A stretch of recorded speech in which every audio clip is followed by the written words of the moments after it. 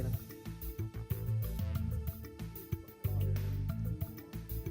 Here you go.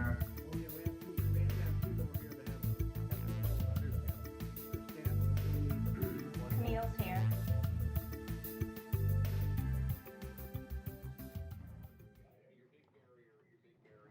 She's online right now, but she's coming. Morning. She's coming, but she's online, but she's coming. Does she want us, will she be here within the next like 5 minutes so we can start? Then she can disconnect and come in? Christina. Christina. I don't know if you can hear me. We just unmuted her. Commissioner Fitzpatrick, can you hear us? Whoops.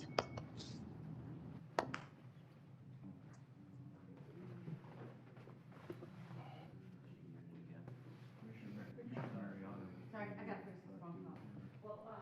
Well, what I need is an assessment if what's occurring. Christina was gonna be originally about 10 minutes late. So Yeah, and if we could go ahead and start it, if she's coming in like right now. Commissioner Fitzpatrick, can you hear us?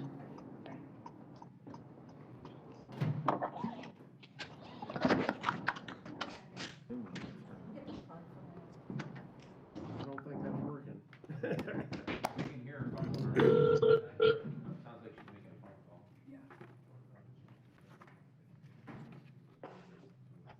You're probably ready to wait a few minutes. Hey, Catherine. How you doing? Thanks for coming out the other day. Yeah, definitely. I got Bill Rackus there at 11:30, so I'll be leaving early. Yeah, you might be able to do some. Hmm? You might be able to help a little bit. Huh? Yeah, oh yeah, he loves it. He sponsored the very first career academy bill in the state. Oh wow. That's how I met him a long time ago, Oh wow. when he was a legislator.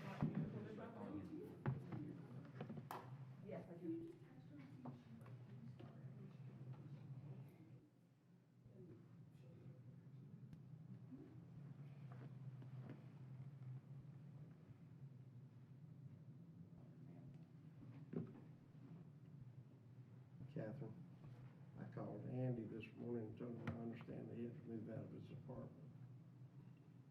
Who does? Andy Taylor. Why? Oh. Yeah. Did he move up here from Hillsborough? It's just a joke. So, Yeah. Is he one of those Hillsborough people who moved up here? Oh my God. Oh, my goodness.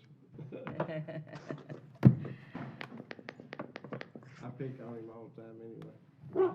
Lance, have you guys begun yet? No, we haven't. We're waiting on a fifth to show up. I just did. I guess not. Thank you. Stop it. I'm assuming we have to wait until the fifth is in person to start the meeting. Is that correct? Oh, no, you can start, you just can't vote on anything. Okay. Well, You were sorry, but you couldn't. yeah, let's go ahead and start, and hopefully it's Christina who's going to make it here, correct? Yeah, she said she's close. Okay. Okay. Okay, I'm going to go ahead and start this meeting. It's February 11th, 2021. It's the MPO meeting. I want to welcome everyone here. Just remind you to silence your electronic devices, and also if you're attending virtually, please mute your microphones while you are not speaking. At this time, I'd like everyone to rise for the invocation and pledge. O merciful Creator, your hand is open wide to satisfy the needs of every living creature. Make us thankful for your loving providence and grant that we, remembering the account that we must one day give, may be faithful stewards of your good gifts. Amen. Amen. I pledge allegiance to the flag of the United States of America and to the republic for which it stands, one nation, under God, indivisible, with liberty and justice for all. Thank you, Madam Clerk. Can we have the roll call? Mayor Camille Hernandez.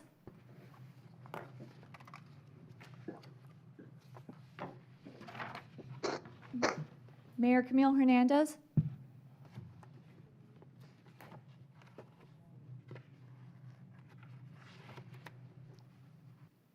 Your sound in, but I don't hear. Mayor, I'm here. Okay, thank you. Mayor Scott Camille's Tremblay. Councilman Matt Murphy. Here. Commissioner Ron Oakley. Here. Commissioner Mike Moore, Here. Commissioner Catherine Starkey, Here. Commissioner Christina Fitzpatrick, Here. Commissioner Jack Mariano, Here. and Chairman Lance Smith. Here. Thank you. Okay, on the agenda next is the call for public input. And we want to give the opportunity to comment on any item coming before the board during this public comment. The board also takes public comment on items to be placed on future board agenda in general or business other than preview due to COVID-19 operations and safeguard and the well-being and safety of our staff. First, we'll take public comment from items that are not on the agenda. Anybody at the public comment kiosk or web box? There is no one at the public comment kiosk. Thank you. Okay. Any WebEx? No? If not, I'll continue on. Do we have any public comments, documentary videos that need to be read out loud? Hearing none, I'm going to move on. And let's see. We have anybody pre-registered? No one pre-registered to speak at all? I don't have an agenda in front of me, and I'm having to kind of go through this. I'm going to get one in a minute. You don't have one? You want Do you mine? have one? Yeah. Thank you.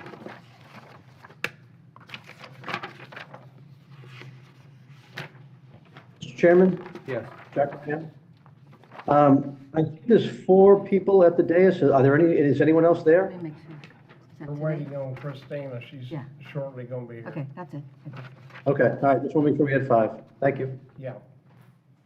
Okay, did we have somebody at the public dais? No? No. Okay. All right. We'll move on to the approval of the minutes of the prior meeting. Can't do it. We can't do that yet. Oh, no? Have to wait. Yeah. Okay. But you Well, can do the committee reports. Do we have, Yes, if can, you allow me to, I got an email this week, about, our signs for bicycling in the Trilby area and around San Ann, you know, where we're gonna put those signs up. They're up. Okay. I haven't seen them. I've gotta go out and look, but I had someone thanking me for putting those up, and Wonderful. everybody that rides that appreciates that being up there, so. Good. I'd love to see some photos of those. that's good to hear. And that was in the Trilby area, you say? Yes, That's the routes? It's a Trilby, it's that route, and Jasmine, and different areas where they go that route. Right, so. the bike a lot. Okay, that is Got their good. warning signs, so. It's been a long time. Gosh, it seems like it's been a couple of years trying to get those signs up, so. Good, good. Yeah. Can we do any of the You committee can- reports? yeah. Move to those? Okay, sure. Thank you. Good morning, Mpo Board of Directors. My name is Marilyn Deschamps. I've been a member of the Mpo CAC for over 20 years. I'm currently the chair of the Mpo CAC committee. We met on January 11, and although a quorum was not established, there were 4 members and 4 members present, 1 was online. However, we made all decisions by consensus. Minutes of the December meeting were approved by those present, and there was no one from the public for further comment. First item on the agenda was Ms. Gorman's review of the December MPO board meeting. The CAC was reminded that the 2021 calendar will be using a new calendar format for the CAC and the MPO board meetings, alternating months between Newport Richey and Dade City, and observing the current COVID-19 rules for participants attending in person and otherwise virtually. So this is a new experience for all of us. I mean, we held this meeting some time back. Anyway, actions item on the agenda that you'll be addressing today included Jensen Hackett from the FDOT providing input on the cost of 2 wildlife culverts that will be constructed under State Road 52 and that will connect with Connor Preserve. Status reports also included Jensen Hackett from FDOT reporting on Pasco's work program update for 2022 to 2026. That will include about 13 projects. You should have those listed in your agenda. An online public open house was held on January 11, which was after this meeting, with the final public comments due on January 29. I'm sure you'll be receiving an update on that.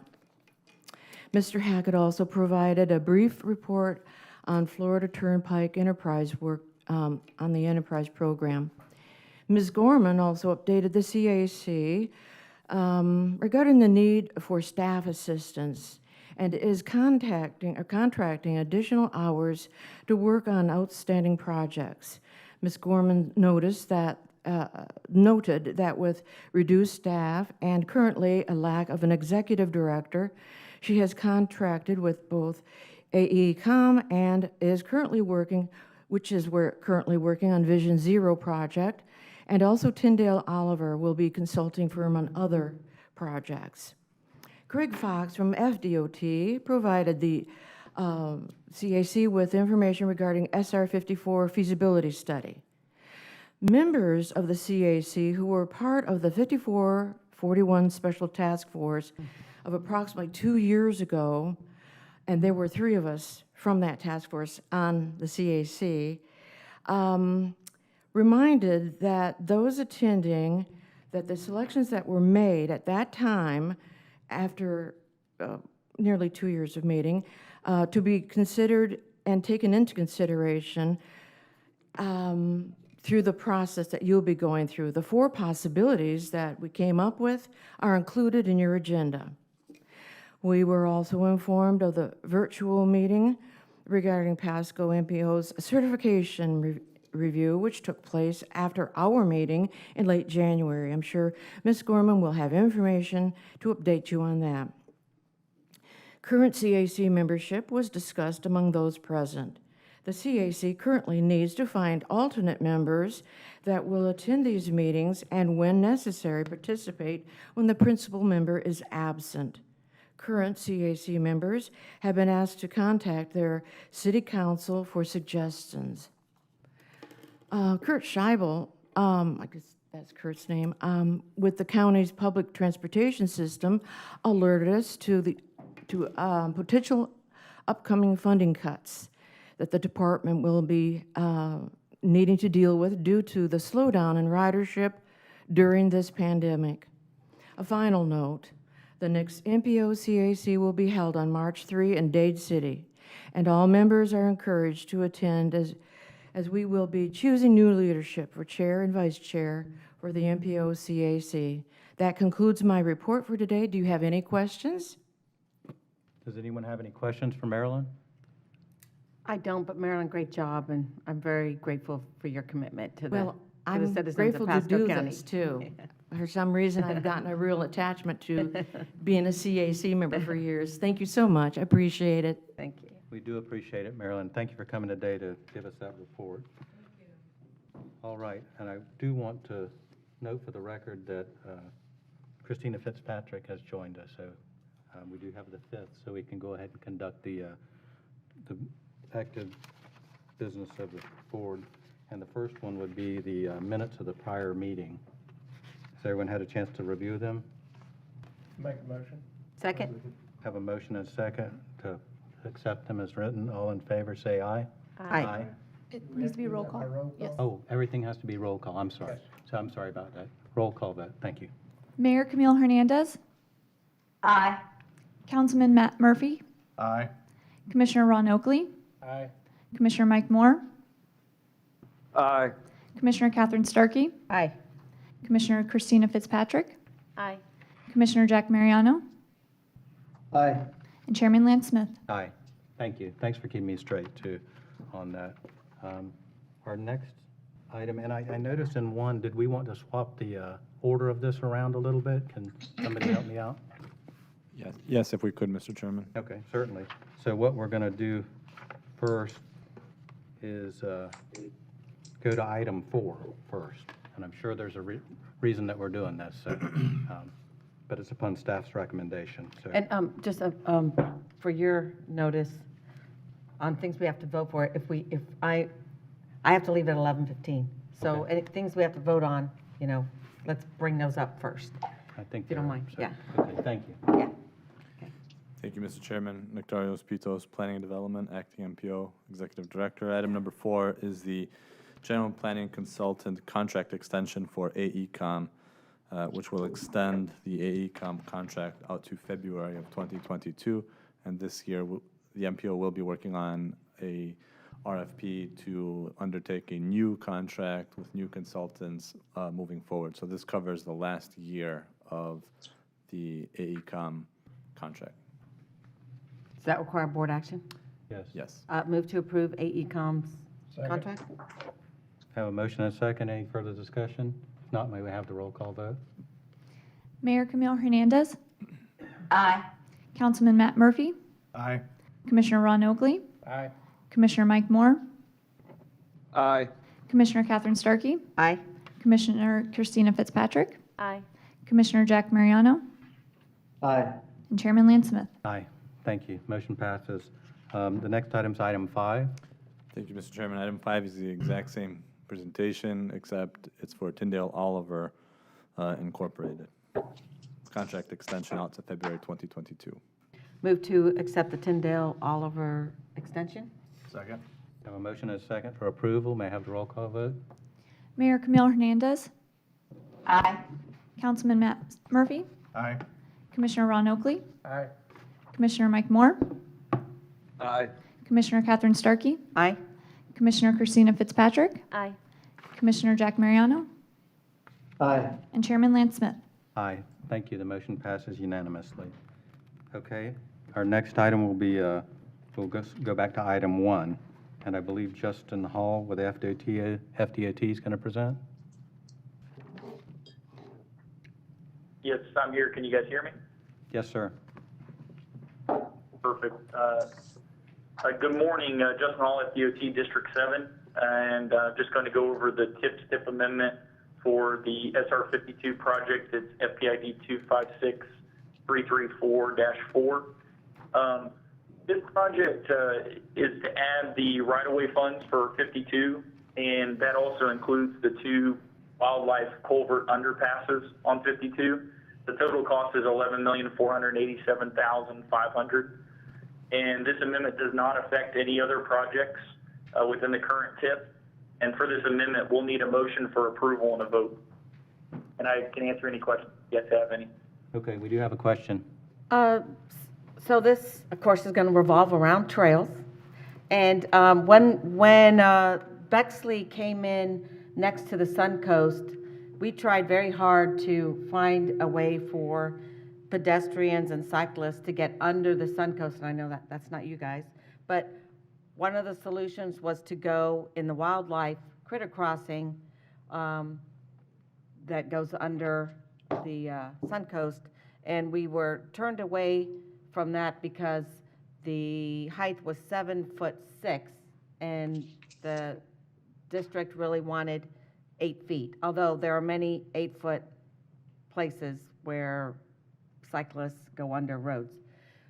I'm wondering if there's any way to look at these wildlife corridors and make, and I'm trying to find the map, and I have no map in my agenda packet, so I don't know where these are, but I just wondered, I'm looking at Tina, sometimes, you know, with a little planning, you can make these be even more functional, and maybe we can also have a little bit of space in there for cyclists or pedestrian.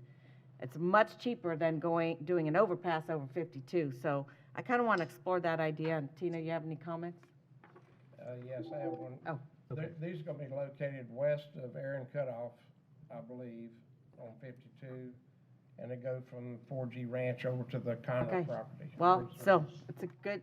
It's just I don't know how big those boxes are. Are they 7.6 or? They're not very large. These are actually pipe culverts, so it's just a larger pipe culvert. So they're not very large at all. And you're correct on the location. Okay, so no room for for us to make that something more functional than, We did make that comment in our TMA committee meeting to FDOT for future wildlife crossings, to consider that as Yeah. part of the process. because, I served on the Greenways and Trails Council, as I've said, for 3 governors, and it was the OGT, Office of Greenways and Trails, that managed the crossing over 75, that was a wildlife bridge and a cyclist pedestrian bridge over 75. So when you're driving to Gainesville, you see all those trees on that bridge, that's what that is, a critter crossing, and connects 2 areas for the cyclists to, and horses, to get from one place to I another. don't know So- why I was of the impression they were like box culverts that, Yeah, so it won't work in this like instance. animals like a deer could walk through actually, but. But certainly, when we're building these roads, we could have really used something like that on State Road 56, going through Two Rivers Ranch, because now we're going to have a problem of how to get people safely from the south side of Two Rivers to the north side of Two Rivers. So if we just gone up a little in elevation, it would have been a lot cheaper than whatever the solution's going to be.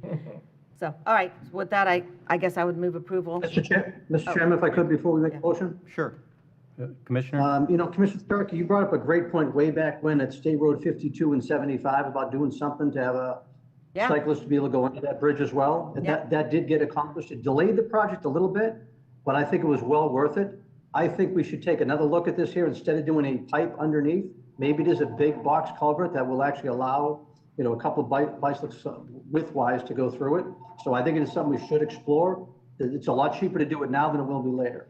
Well, I would agree. I mean, I'm okay with removing my motion and just going back and looking at it. People say you can't put a tunnel in Florida because of the water table, but I can tell you that's not true.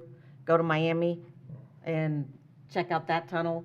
Bowers got basements over there off of 54, so it can be done. Yeah, I was of the impression these were gonna be box covers. Yeah, we're just On- saying, on the dig a little. ground. On the ground, and then we work the road, would just go over them.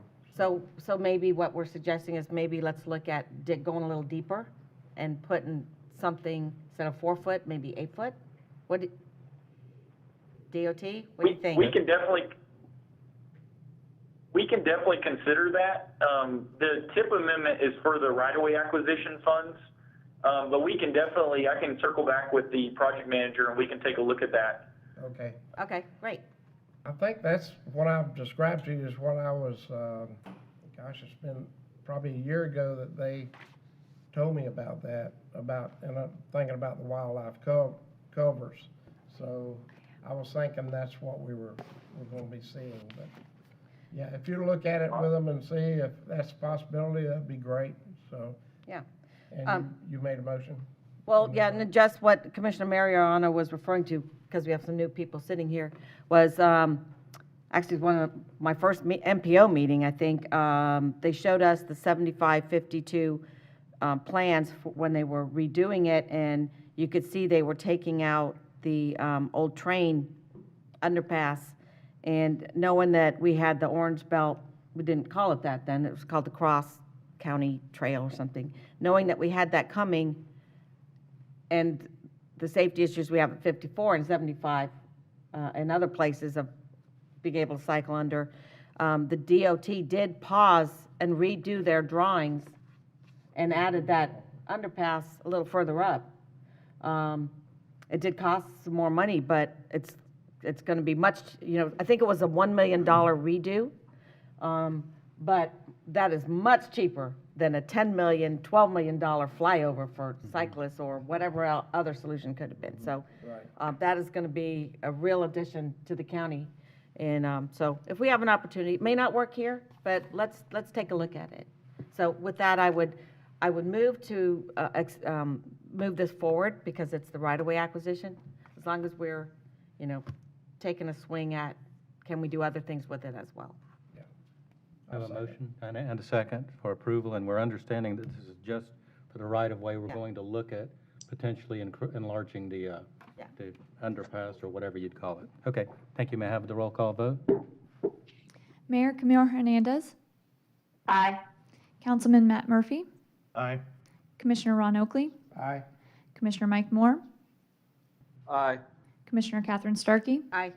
Commissioner Christina Fitzpatrick, Aye. Commissioner Jack Mariano, Aye. and Chairman Lance Smith. Aye. Thank you. The motion passes unanimously. Thank you. And thank you, Justin, for the information. Item 2 is the FDOT tip amendment, and Tanya, you going to do it for us? Very good tonight. Good morning. Tania Gorman, Pasco, Mpo. I'll be doing your second TIP amendment this morning. It will be to discuss updating the TIP amendment for the fiscal year 2020 to 21, Section 5305D, in the amount of $160,049 in the adopted TIP. This year, there has been a reduction of the local and state match for the current fiscal year. However, despite our reduction, we are asking for the board to review and approve the $160,049 in our current TIP.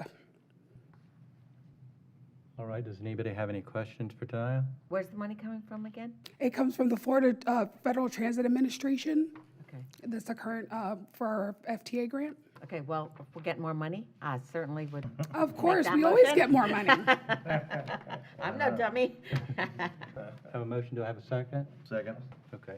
Have a motion and a second to approve this item. May I please have a roll call vote? Mayor Camille Hernandez, Aye. Councilman Matt Murphy, Aye. Commissioner Ron Oakley, Aye. Commissioner Mike Moore, Aye. Commissioner Catherine Starkey, Aye. Commissioner Christina Fitzpatrick, Aye.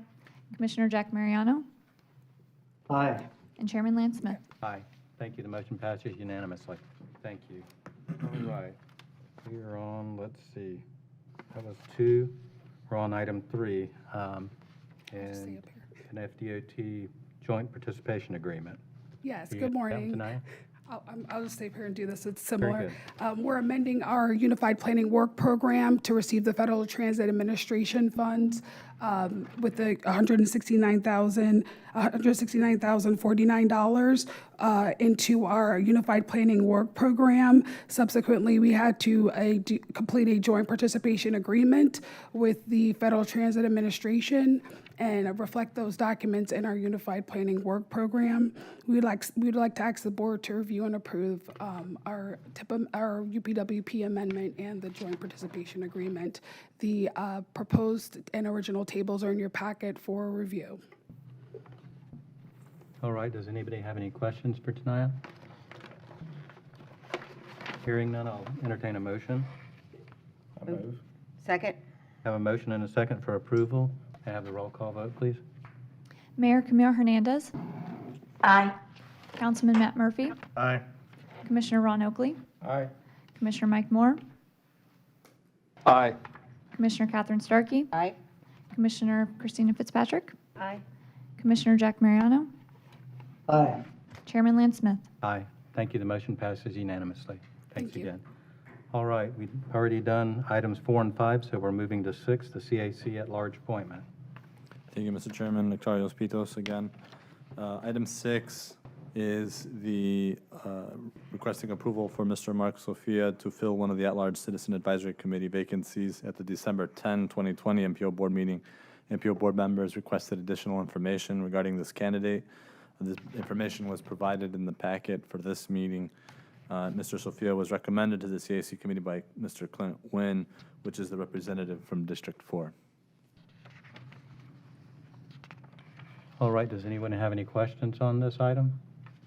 Is that your appointment? No. Oh, well, who's a, It's an at-large It's an appointment. at-large okay, appointment. well, I move to approve Mr. Right. Sophia. Have a motion and a second for approval. May I have the roll call vote, please? Mayor Camille Hernandez, Aye. Councilman Matt Murphy, Aye. Commissioner Ron Oakley, Aye.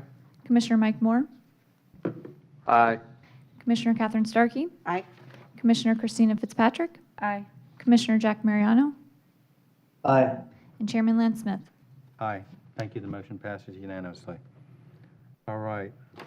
Item 7, which is the MPO organization. Is Tina, you going to present that for us? Very good. Too many things to do.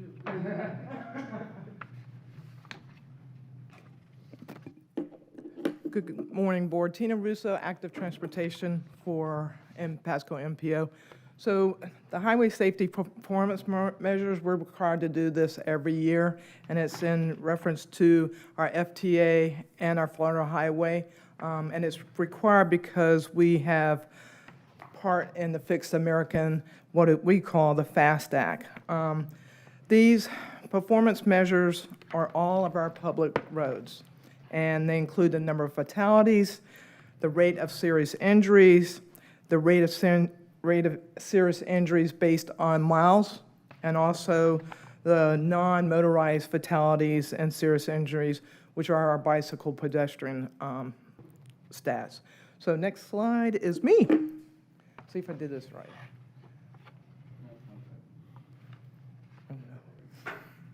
Thank you. So the data is provided by FDOT, and again, it's required for us to do this every year as part of the funding that we get. So I'm reading my notes, sorry. For the biggest thing I think that we talked about when we did this report was these numbers are from 2019. They have nothing to do with 2020. So we're basically a year behind with these numbers. Of course, we realize 2020's probably numbers are going to maybe be a little bit different, but just realize these numbers are based on 2019, and FDOT gives us these numbers. And again, we talked about it's the number of fatalities, number of injuries. It shows us based on the number of miles driven. You're going to be really surprised how many more miles are driven in Pasco County these last few years.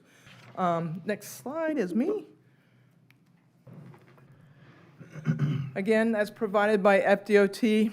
We use a 5-year rolling total to really give you a good snapshot, because we've actually seen particular years, for some reason, the numbers jump up or down. So that doesn't really give you a good idea of what's really going on. So we base these numbers on a 5-year range, and we do that so you get a little bit better idea of how we're doing, better or worse. So, and that's what we're going to do now. So here's the numbers. And again, it's based on all our public roads, again, 2019 basically. So our 5-year period, our number of fatalities went up, all right? Just no doubt about it. Pretty small to see. Again, these are 5-year totals gradually up, but I want you to notice the annual fatality rate based on miles too. So our miles driven, as you can see in that right column on that left side part, our miles driven has greatly increased. I call it the law of percentages. So if you have a lot more people driving, a lot more miles, our fatalities are going to go up, okay? What's really ironic is our fatalities went up, our injuries went down. You either died or walked away. So we've, Aecom, some of our consultants, we've had, in Hillsborough and Pinellas, we've had huge conversations on how can our fatalities go up and our injuries go down. But again, it's based on that annual average. They kind of deter down. And again, that 5-year trend gives us a little bit better of idea of what's really going on. And just every year we show those. And again, it's same thing happened per mile though. Again, the injuries went down. We think, some of professionals think, because of our vehicles being made a little safer, that might have something to do with the injury part, okay? That's just the speculation that's gone on among us as professionals but you know, fatality, high speed is definitely what's killing folks. So our injuries went down. Roads may be getting a little safer. And again, this is up to 2019. I think 2020 is going to be a whole different. So this is the telltale sign here. As you can see, look how many miles driven in Pasco County has just skyrocketed, okay? So if we drive more miles, we're going to have more fatalities. We're going to have more injuries, even though our injuries went down. So this is the one that might make me teary-eyed. Our bike ped fatalities has gone up a little bit. There's just no doubt about it. One is too many. That's why we have our second Vision Zero coming forward. But our bike ped fatality has gone up.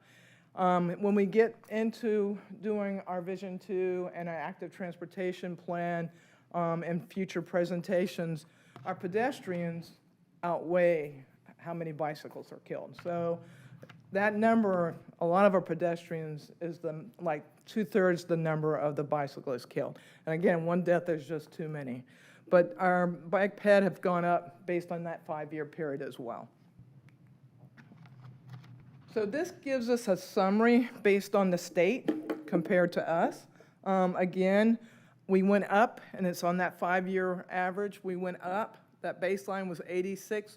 We went to 92, so it was a little bit higher percentage.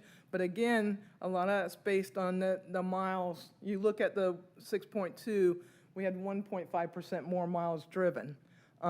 Injuries down, and then our number of fatalities, bike ped, vulnerable users, we call it, up a little bit. And then where do we go from here?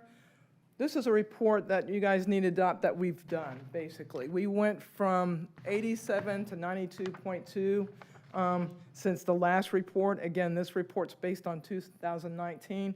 We're getting more and more into live data. So hopefully as we move forward with this, through our Vision Zero and an active transportation plan, we'll show you real live numbers that really show what's going on day to day. But the report that we're supposed to submit to you today is, for adoption, is that target is we want to maintain. I hate saying that, but we want to maintain to keep our fatalities and injuries down. So that's basically what we're going to try to do, and we're going to try to do much more than that based on what we're doing in the future. All right, we've gotten over $2 million funding for safety improvements. Hopefully that's going to be even greater. And then for the first time, we have a Vision Zero. We did a lot of work last year, even though of COVID. We did a lot of outreach. We got a lot of videos. In fact, we're going to hopefully launch a video before time change coming up in the next month, a safety video as well. But we're starting our first active transportation plan in Pasco County, where hopefully that's where we can make some changes for all users as well. So that is it for that. Any questions? Does anyone have questions for Tina? No, but I just want to say my sister witnessed a car hit a kid on a bike yesterday at Seven Springs. Okay. Kind of pretty upsetting. Yes. I'm hoping he's okay. The truck hit a little boy on the bike, and the bike, it flipped over him, and he did a somersault, but he did get up and walk. I don't know how he is, but this is important. You know, we got to keep working towards having as safe streets as possible. So, part of the active transportation plan, and it's really not part of this report itself, is to get more people out of their cars. We want to move people, not vehicles. So part of that plan is to get people using different modes. I think that's already happened due to COVID. But our active transportation and our Vision Zero is really going to focus on getting those numbers down, making our roads safer. And again, Vision Zero is not just bike ped, it's all users. So we want to really look at locations. We're going to pick 3 different locations to really kind of hit it with all the 4 E's. We call it engineering, education, engagement, and enforcement, because that's the 4 E's that need to make those different changes for us and stuff. So, but yeah, it's definitely, that's my goal. I mean, that's why I came back into government, is to quality of life and save lives. I'm trying to have my staff find it, but Commissioner Oakley's seen this and Commissioner Fitzpatrick. But we just did a citizen survey, and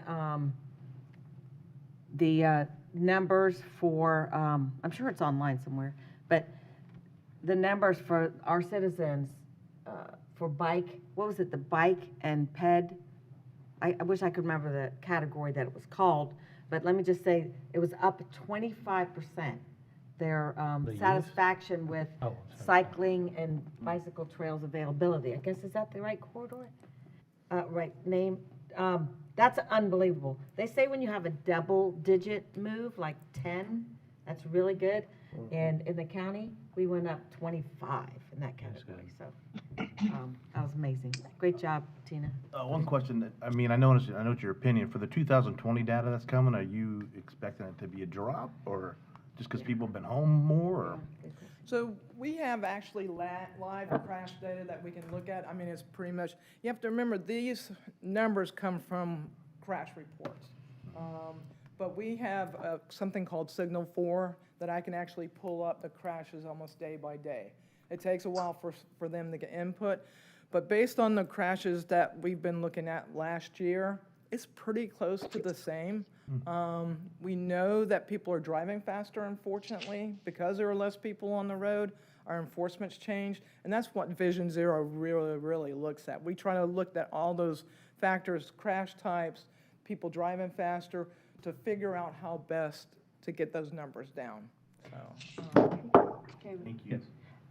Is there going to be a change in data? Because I know a lot of times law enforcement didn't go out to the scenes during the car accidents during COVID. So they were kind of just said swap insurance information and move forward, and law enforcement didn't come out due to the COVID. you are correct.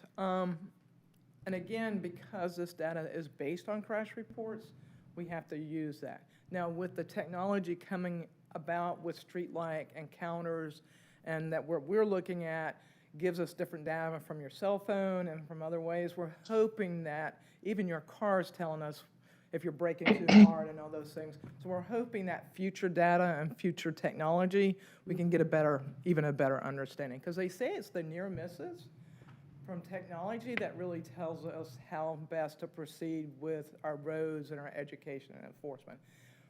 We're taking on engagement in lieu of enforcement. Enforcement is enforcement no matter what. And I have an enforcement background. But that engagement is where we can maybe make up for that lack of enforcement with COVID and everything else going on. That was a great question, because that's been one of the biggest hang-ups, is because all this data that we base everything on is on those crash reports. And then you're at Producing them now. Yeah. So, good question. Commissioner Starkey, thank you. One, I'd love Mr. Chair? I'd love to see a map of the crash, where the crashes are occurring. Yeah. And second, Tina, I was reminded yesterday when I was pulling out of the market on Starkey Boulevard, and a little car came zooming by me 80, 90 miles an hour to get in that, when it merges. where the merge is. It caused me to go to the right and up on the curb. Wow. It was terrifying. I actually took a picture of the license plate, sent it to the sheriff's office, though I don't know what they can do when it's, I don't know, unless they're there, I don't know what they can do. But it reminds me that is this problem area, and I hope you can help find a solution for that. So speed It happens management. daily. Yeah, speed management, we have really seen in the last year or two, especially even with COVID, that speed management's been one of the biggest issues with fatalities. Again, I think that's the difference with the lower injuries and the higher fatalities, is if you have that higher speed, there's a good chance you're not going to survive that crash. It seems like a merge shouldn't occur where a neighborhood pulls out onto a road. It seems like the merge lanes should be past where people pull out. I mean, because you're pulling out into a merge zone where everyone's speeding, trying to get around a slow car that's pulling out. It's ridiculous. It's not a good plan. Yeah. Moon Lake has some of that, right? Moon Lake, I don't know. I'm not. right there where the school is. Oh, and there's a merge? also a merge right Oh, along there. see, yeah, the merge should not happen where there's crossroads. So. Commissioner Hernandez, did you have something? Yeah, it's Mayor Hernandez, Chair, and Miss Commissioner Starkey and Tina, I would be interested in getting a map of where these incidents are happening. And I know education is so important, and thank you for all the work that you and your staff are doing as we continue the numbers. We know even in Northeast Pasco, we pride ourselves in the riding hills, and I know Commissioner Starkey has worked very hard with a lot of folks in this area. So as the numbers of homes continue to increase, but we have all these folks that are wanting to get out and walk and ride, which we are totally encouraging to promote health and wellness, which is something Pasco County prides itself in. Yeah, education is just so important. So I applaud your efforts and continue to do that. But again, would like to see where these incidents are happening so we can be proactive on these approaches too as we move forward. So thank you for that. And thank you, Commissioner Starkey, because I know you continue to push ahead and work so hard to work not only on the trails, but on Vision Zero and the bicycling and cycling in the county. Thank you. Thank you, I Mayor just Hernandez. wanted to bring up that the new roundabout we have at Trilby and 98.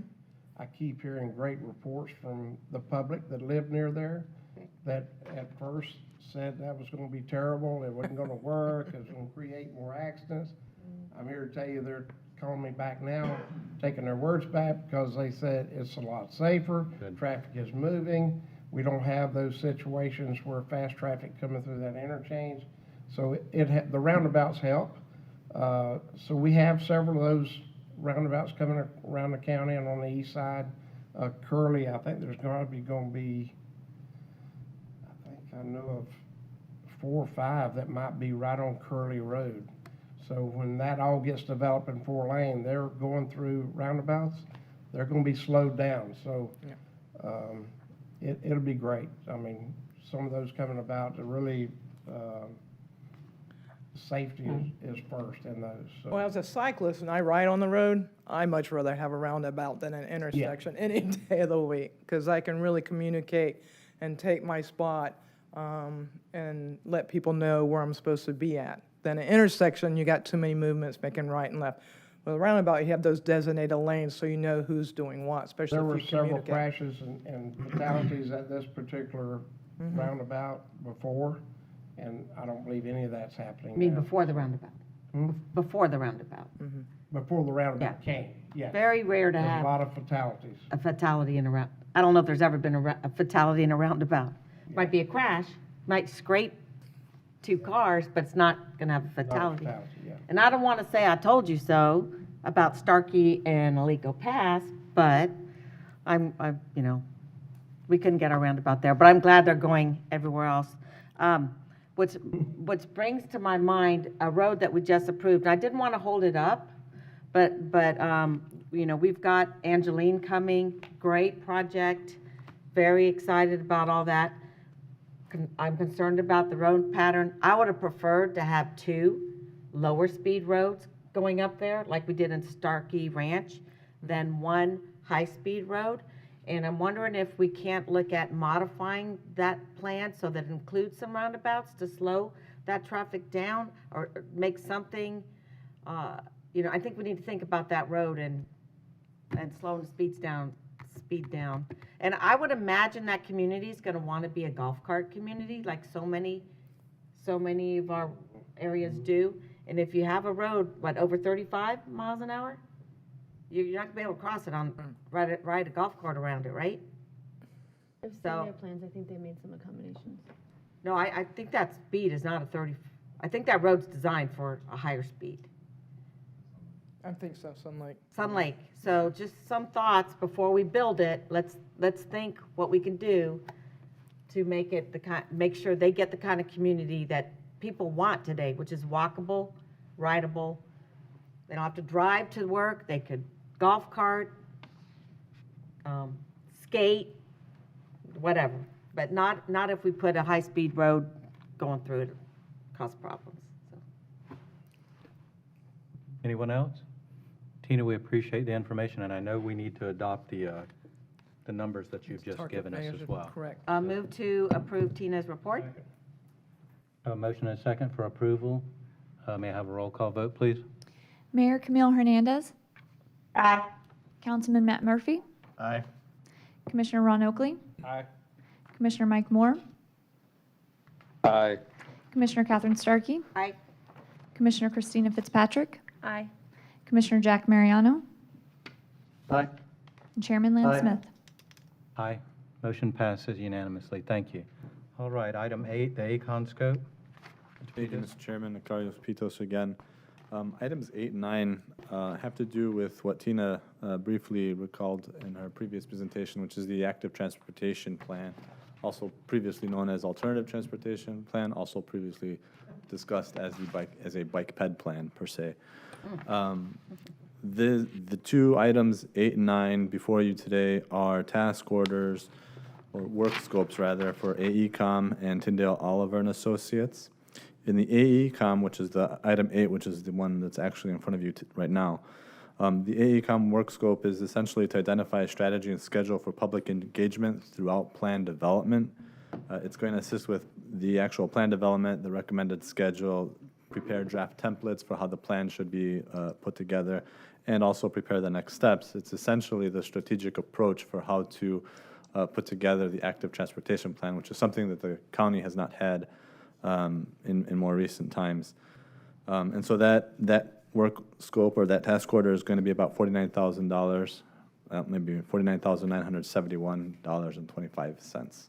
A question? Yes.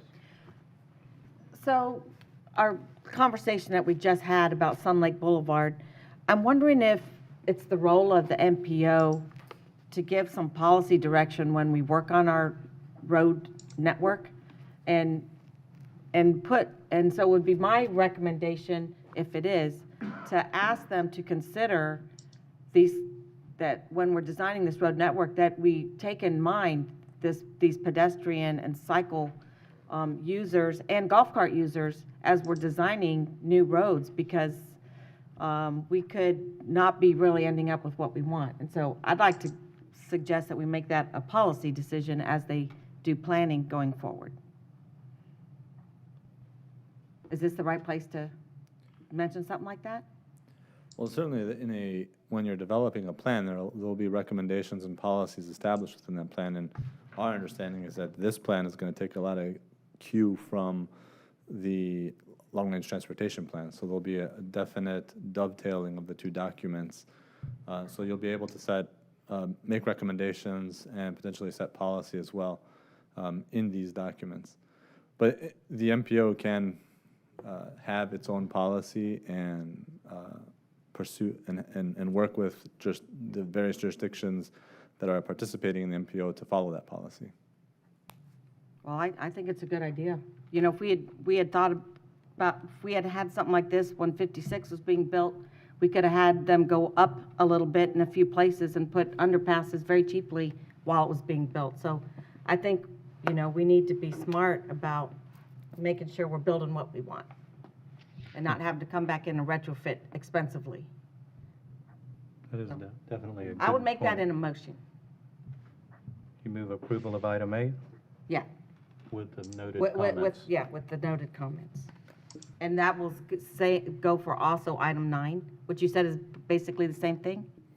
I can present item 9 really quick just to. Let's go ahead and Let's finish do item 8, 8 yeah. first. Okay. Hang on. We have a motion. Do I have a second? Second. Have a motion and a second to approve item 8 with the noted comments. Can I have the roll call vote, please? Mayor Camille Hernandez, Aye. Councilman Matt Murphy, Aye. Commissioner Ron Oakley, Aye. Commissioner Mike Moore, Aye. Commissioner Catherine Starkey, Aye. Commissioner Christina Fitzpatrick, Aye. Commissioner Jack Mariano, Aye. and Chairman Lance Smith. Aye. Thank you. The motion passes unanimously. All right, item 9. Ms. Thank you, Peters?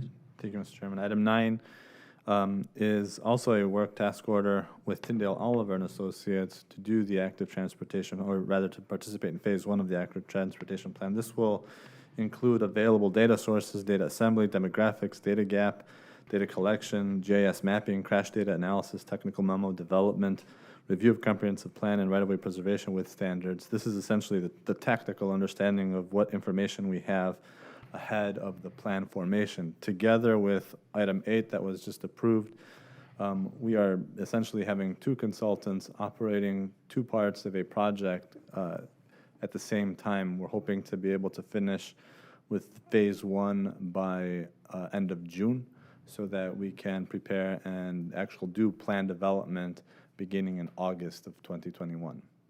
So we're saving time overlapping these 2 activities at the same time. Well, I would move approval with the same comments that I did before. I mean, as they're looking at the data, certainly would be interesting to see where we're gonna have problems because of the current road plan. But I move approval. Do I have a second? I have a motion and a second. And also, I think you mentioned in this item that this was where the mapping would come in. Yes. So I'm assuming we'll see the actual crash data locations, that's critical Yeah. to have. So, thank you. Okay, may I have the roll call vote? Mayor Camille Hernandez, Aye. Councilman Matt Murphy, Aye. Commissioner Ron Oakley, Aye. Commissioner Mike Moore, Aye. Commissioner Catherine Starkey, Aye. Commissioner Christina Fitzpatrick, Aye. Commissioner Jack Mariano, Aye. and Chairman Lance Smith. Aye. Thank you. The motion passes unanimously. All right, now we go to item 10, and I believe Ms. Tina was up again. Matt, Tom, by any chance? Oh, you don't? Okay, I think it's in your packet. Yeah.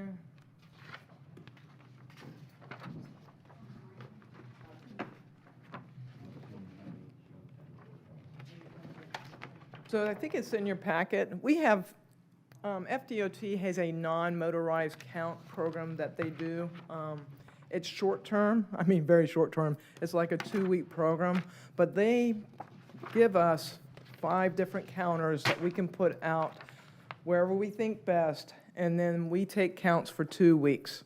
We're going to take them up in about a week or so, but I'm picking up data tomorrow with FDOT, but the whole main purpose of this program is that we know where we can use these counters at and see the best place to put them, and there's lots of dynamics that go with putting trail counters down out of past experience. But we have 5 locations. They're out now. If you've been out on Starkey Gap or Starkey Wilderness or on Suncoast, hopefully you've ridden over them. But they're an infrared counter and a tube counter. So what happens with the tubes, they'll count the number, basically. What the infrared counter gives us is the type of use and direction. So we'll know if it's a bike, a ped, and if they're going north or south or east or west. So we have 5 of those out now. We're going to extract some data with the FDOT tomorrow, and then we'll pick them up on the 22nd. But we've had no data at all on any of our trails right now. So this gives us the opportunity to do that. Parks Department's helped me, so they got to go out, see where we put them, how we put them down, so we can figure out when we do put counters out, what counters are the best for us to use and how we're going to use that information and go from there. Hopefully from FDOT, when they see the numbers that we get, they'll put some long-term counters down for us that will be part of their system as well.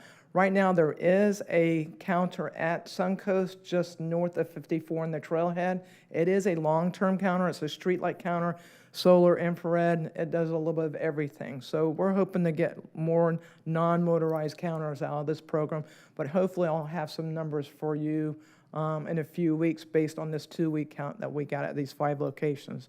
We strategically put them. One is at Trilby on the north side. One is just north of the Starkey Market on the Starkey Gap.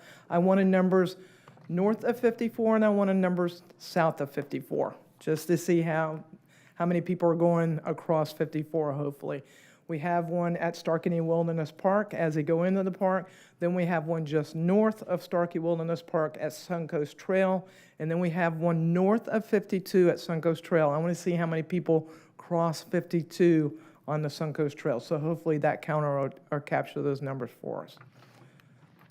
I remember seeing the data last year when we went into this COVID shutdown from the Pinellas County counters of the increase of people using trails in Pinellas County. It was really exciting to see. So I can't wait when we can do this again and get one on the Coastal Anclo Trail. Right. I was out there this week with the Key Vista residents because they're trying to get safe access from the end of their sidewalk to the trail. Right now it dumps out. It was packed, and this was on a weekday, in the afternoon. It was shocking. It was just, they love it, love it, love it. I don't know if anyone's seen that one yet, but we got to take people on a tour. Do you need move approval? Do you need approval? Yeah, We got it in our packs too. Yeah. To show the map? Yeah. I think this was just a status report, right? Right. Oh, This was a 6-month, well, actually, I started with FDOT when I first started with MPO about exactly a year ago. So it took us a year to get to this point. But it's a big step, hopefully, that we will have these non-motorized counters permanently, or we call them long-term, hopefully in the near future. So, Great. but thank you. Good, thank you, Tina. All right, item 11 is the FDOT feasibility update. Ms. Tanaya, you doing that one? Good morning. We'll be having an update from Craig Hi, good morning. Fox. Craig, can you move for just 1 second? Good morning. We'll be having an update from Mr. Craig Fox from FDOT, but before that, I just wanted to remind the board that a couple years ago, we did the US 4154 task force where we had citizens and stakeholders put their input on the types of alignments or treatments that they wanted to see at that intersection. And from that, the input that we received from the citizens and stakeholders, the feasibility study kicked off. And now we have feedback from Fdat on where they are at with the stage of their feasibility study. And they came to the CAC and the TAC in January, and now they are here to provide an update to the board. So with that, I will give you Mr. Craig Fox. Thank you. Great, thank you, and good morning, everybody. Thank you for the opportunity to update you all on the US 41 and State Road 54 feasibility study. Next slide, please. As I mentioned before, this background information shows the Pasco County Vision 54-56 study, and it breaks it down into the segments of that study. The segments of the MPO study are significantly longer and more along the corridor of 54 and 56, while the Fdat feasibility study is more focused on the intersection of US 41 and State Road 54. Next slide, please. So just going over the scope of the feasibility study, we're evaluating 4 different alternatives, including the no build, which is always an alternative that we evaluate. We're looking at the improvements based on traffic operations, safety costs, impacts, right-of-way impacts also. And from that, we're going to select the build alternative to carry into the PD&E phase, and then eventually the design phase. And this map that's shown on the right, that actually shows the limits of the feasibility study. So the map on the previous page was showing the corridor study that was done by local entities, and this map here shows what the FDOT feasibility study limits are. Next slide, please. So as shown on the screen are the 4 alternatives, and I'll describe them starting at the top left, going around. The first alternative is the State Road 54 that crosses over US 41, and it's a single point urban interchange. The green lines in that diagram do denote where there will be an overpass. We are currently working on concepts for all 3 build alternatives. Of course, the no build is the existing one, and those will be available later this spring.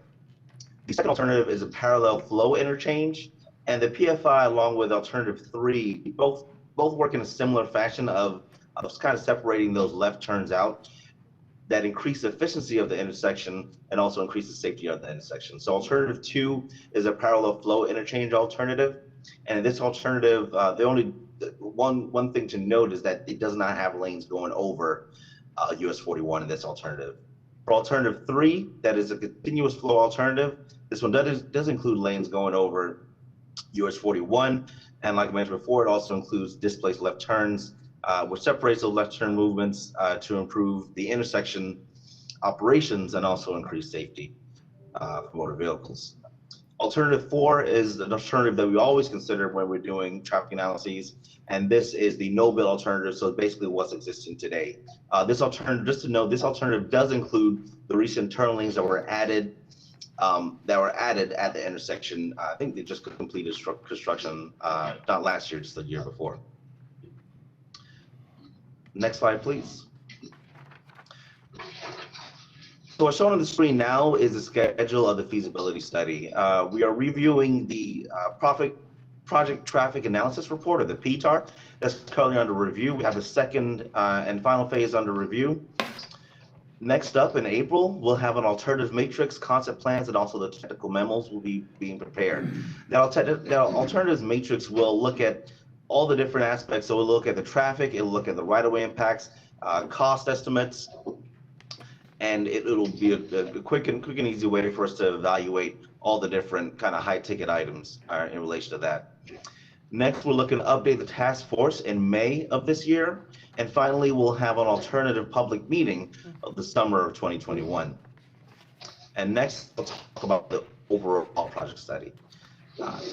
So one thing to note in this timeline, usually in the FDOT work program, you'll have a 5-year road program, but because these roadways are on the strategic intermodal system, that SIS program, it does extend out to 10 years. So that's why we're still able to show them, even though they're outside of our standard 5-year work program.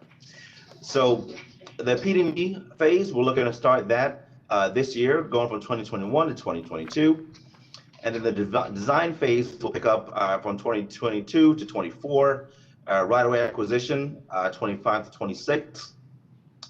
And finally, the construction phase, it actually got pushed out to 2031 to 2032. And that was kind of also due to the impacts of COVID-19 on the statewide budget. And the last slide should have my contact information along with the website of where you can click to get the most recent project information from. The public can also sign up there for public comments and also sign up for our newsletter on their website. I'd like to now open the floor to any questions or concerns. Okay. Does anyone have questions for Greg? Anyone have questions? Mr. Chairman, Jack Mariano. Yes, Jack. Go ahead. I'd like to say I like that you're doing all the alternatives. The one that intrigues me the most is the flyover going east-west, because I think it's going to be critical, and it's probably very much a safety factor, rail line that goes north-south, and especially if a rail line's ever going to run up and down, that could be safer as well as more efficient for that rail line as well. So I'd like to see what you're doing. Thank you.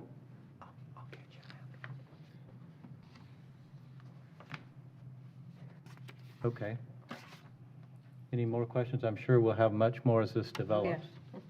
So, Mr. Fox, I appreciate the presentation.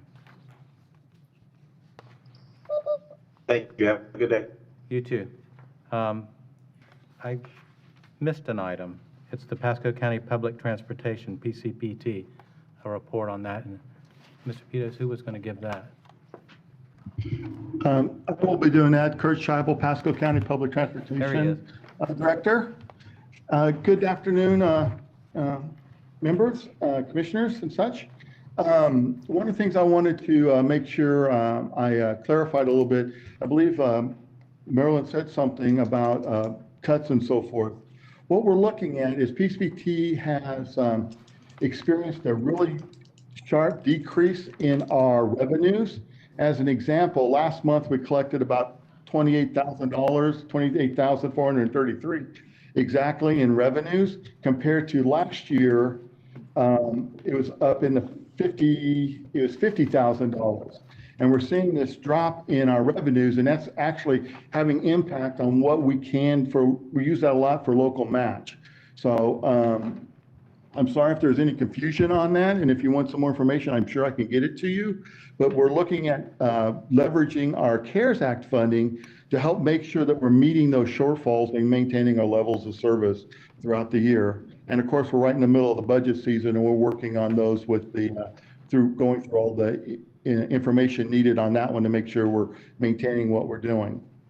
Beyond that, we're about to start our new paratransit software, which has a lot of great customer service attributes that will help the customers know where the bus is when it's coming to pick them up.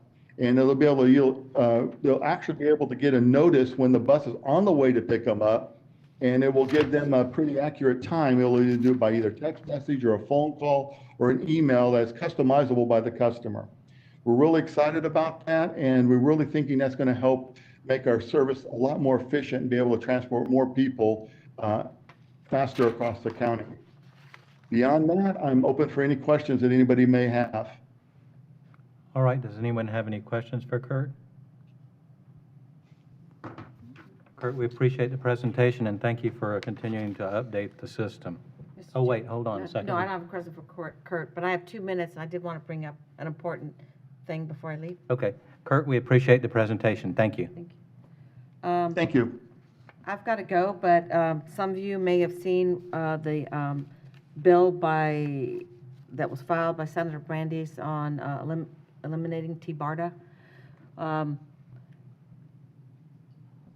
personally think this is not the way to go. I think we need to have a regional board that works on a regional solution, because the individual MPOs, there's no overlap between the counties on the MPO. So the only place to discuss this and make this work is through through T-BARDA. It's interesting. I recently learned that South Florida has something similar to T-BARDA that has dedicated recurring funds, and it's how they work on their transit solutions down in South Florida. And I believe Orlando has something too, but here in Tampa Bay, we just have these roadblocks. So we have to go to the legislature every year for funding, and I'm sure they get tired of it. We get tired of asking. I'd prefer if we could get something permanent like the other parts of the state do, but without an organization like T-BARDA, I don't know how we move forward with finding the solution. We are the largest MSA in the country by far that does not have a regional transit solution. In my opinion, and it's in the paper today, we have a county who, when asked what their definition of regional meant, it was described that the different regions within Hillsborough County is what regional means. So her focus on T-BARDA has been finding regional solutions in Hillsborough County, not working with all the rest of us unanimously are supporting the BRT proposal, which is a fiscally responsible way to start this process. And so I just wanted to let you know that I think I've tried to reach out to Senator Brandeis, and I will again. Right now, there is no House companion. I'm hoping that T-BARDA stays. We do a lot of other good things in the Tampa Bay area, but I think it's, rather than eliminating it, I think the rules need to get a little stricter, in that you have to participate in a regional solution. You can't be myopic in your view and only concentrate on your own county, because we're driving to St. Pete, we got to go through Hillsborough. We're going to the airport, we're going to the port, we're going to the Bucks game. They want to have all those regional assets in the county. That's great, but we got to be able to. Our citizens have to be able to get there, and so we have to have a bigger view than just everyone thinking only about what's good for their county. But we have to think about how the region moves, because commuters, they don't really know when they cross the county line. They just want to be able to get where they want to go safely and quickly, right? So I don't know if we want to write a letter, or if anyone else wants to chime in, but I'd rather see T-BARDA's be strengthened rather than done away with. And I do think you bring up a great point, that we do need a regional entity, because like you said, everybody in our region uses these facilities. So we need to have a regional board that looks at regional solutions. Yeah. So, and to do away with it, I'm not sure what the proposal was, but to do away with it without having something regional in its place is short-sighted. So. Yeah. And I would be more than happy if the board is for the board to submit a letter of support for the T-BARDA. So, Commissioner Mr. Stark, Oakley. what you're saying is that T-BARDA in the past is the people that have been on that, and they think their region is just Hillsborough County, and they're Well, not that's acting for all of it? when we asked the Hillsborough County representative what the definition of regional regionalism meant. That was the answer. Regions within her county. So that really gave us the mindset of, okay, so now we understand why we can't move forward, because that is, They're only interested in the yeah. problems in their Well, county. this is one view. I've asked for a meeting with the Commission of Hillsborough, the Commission of Pasco, the Commission of Pinellas, the cities, you know, all those interested parties, to make sure that this is the view of Hillsborough County, because we can't get to Pinellas without going through Hillsborough. If you know, we can go to the west side of the county and come down where we touch, but so much of our growth is in Wesley Chapel, and it's all going into Hillsborough County, and if their thoughts are just about within their county and not anything else, I think we have a problem. So we need to gauge. I think Hillsborough County we need to hear what their view of regionalism is, not from one voice, but from all their collective voices. And I always tell people when I'm on a board, I don't represent my view, I represent my board's view. And it may be that they don't want to have a regional solution, and then, okay, then I would say T-BART is dead in the water, because without Hillsborough playing in the sandbox, there is no sandbox. Because we're either all in it together, or we're all just gonna go our separate ways and not have a solution. We cannot get federal funding without a regional sign-in and buy-in.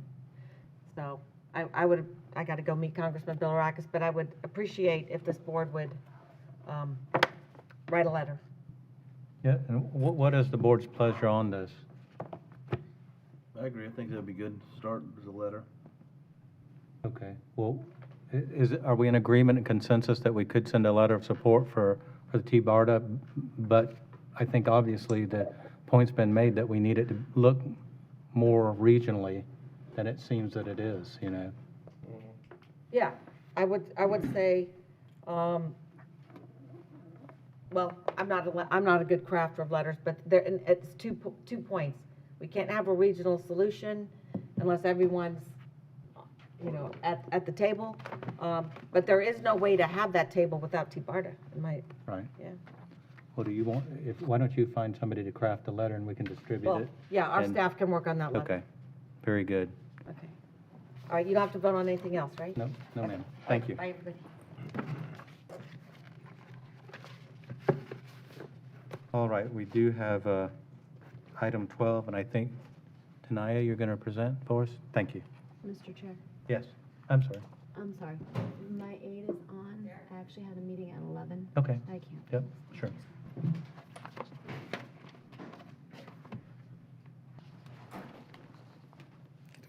Tania Gorman, Pasco MPO. Just an informational item. Every 4 years, the Pasco MPO undergoes its quadrennial review with the Federal Transit Administration and the Federal Highway Administration. This year, on January 26th, we had our certification review. We met from 8 a.m. to 1:30 in the afternoon. We reviewed Pasco MPO's planning processes and programs. We received great feedback. We wanted to let the MPO board know that we are currently in the public comment period. They would like to see, receive feedback from the citizens and the board stakeholders as to how they feel the transportation planning processes are going in Pasco County. Not only in Pasco County, but Pasco County MPO is part of a regional TMA, as Commissioner Starkey was talking about, and our TMA extends to Pinellas and Hillsborough, and also receive feedback on that as well. I have placed the press release and the public comment notice in your packets. So if you go to other meetings, you can provide that to your constituents. And that's all I have. Thank you. All right, Tanaya, we thank you for that. Item 13, we have Ms. Tina Russo. Russo, am I saying that right? Russo or Russo? Russo. So this is, again, informational. March is going to be Love to Ride Month. Tampa Bay Walk, who we're actually going to be doing some work with for our Vision 02, is promoting Get Out and Ride. And it's not long rides, it's short rides. They do a lot of education as part of that and just get people out to ride. But it's Love to Ride Tampa Bay. If you haven't got a chance, there's lots of, you just log in your miles. You can do it manually. You can use different apps if you want to. But it's just about getting out and riding, and it puts you in for different prizes, door prizes. It's a great promotional tool. And it's Pasco, Hillsborough, Pinellas. It's the Tampa Bay area. So if you haven't got a chance to look at Tampa Bay Walk website, a lot of useful information, a lot of promotional for getting people out and moving them, and then supporting safer places to do that as well. Thank you. All right. Thank you, Tina. We've come actually to the end of our agenda, thankfully, right? And our next meeting, Dade City, correct? Is it April 8th? Yes. April 8th, okay. And we do need 5 people there, and y'all, the staff's been doing a great job making sure we have 5. So does anybody have anything else for the organization? Seeing and hearing none, I'm going to close the meeting. Thank you.